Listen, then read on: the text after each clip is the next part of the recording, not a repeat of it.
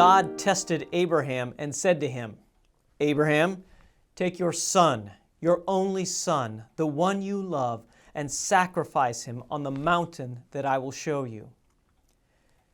God the Father also allowed his one and only son, Jesus, the one he loved, to be tested in the wilderness. Testing is terrifying. What if you don't measure up? What if you fail? But neither Abraham nor Jesus expressed any fear of failure. Well, we can understand why Jesus wasn't afraid, since he is the Son of God. You might even wonder if it was a real test at all, especially after he passed each challenge with strength and ease. He confidently answered the devil's questions with quotes from the Bible and an unwavering commitment to his Father in heaven. And Abraham? He too seemed to have nerves of steel as he raised the knife to slay his son. If God sent him to kill his son, the one that he's promised to pass the blessings on to, the one through whom he would bless the world, for to kill Isaac before he has grown up and married and has fathered his son Jacob, Abraham would have been snuffing out the family line on which God would bring his son Jesus into the world. But both Abraham and Jesus passed the test, not because they were superhuman or that the test was easy for them. Not at all. They could have failed. Yes, Jesus too. But they didn't. And in going through the test, their hearts, their faith, their love for God was refined.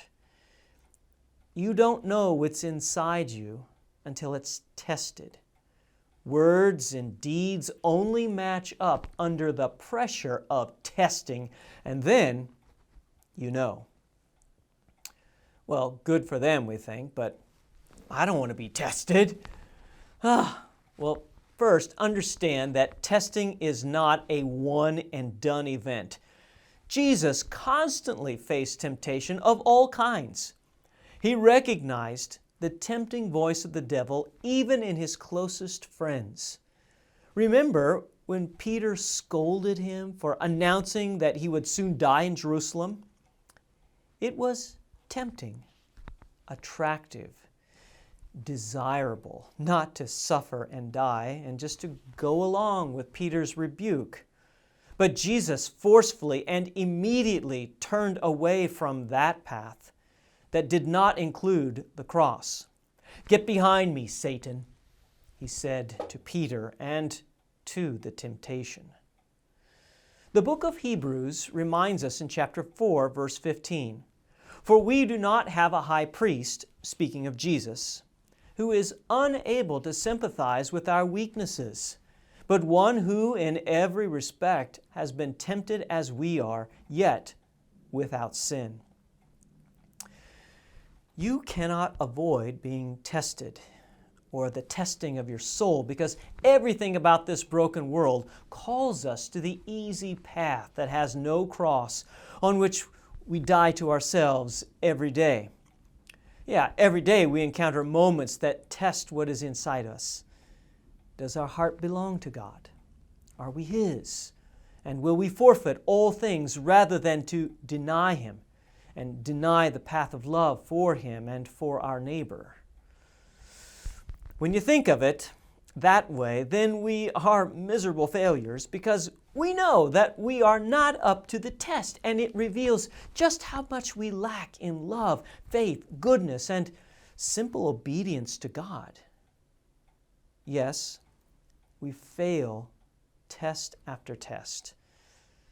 Well, you are forgiven. Nobody's perfect. We all fail, right? You could think that.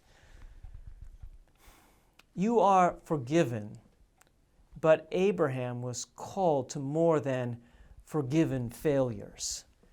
No, take your son, your only son, the one you love, sacrifice him on the mountain that I will show you. And he did. And God said, "Now I know that you fear God, seeing that you have not withheld your Son from me. James wrote in chapter 1, Blessed is the man who remains steadfast under trial, for when he has stood the test, he will receive the crown of life which God has promised to those who love him. Forgiven, loved, and indwelt by the Holy Spirit, you have within you a faith that can move mountains. You have a love that is courageous. You have a strength that can sacrifice, serve, and deny your own needs for the good of others.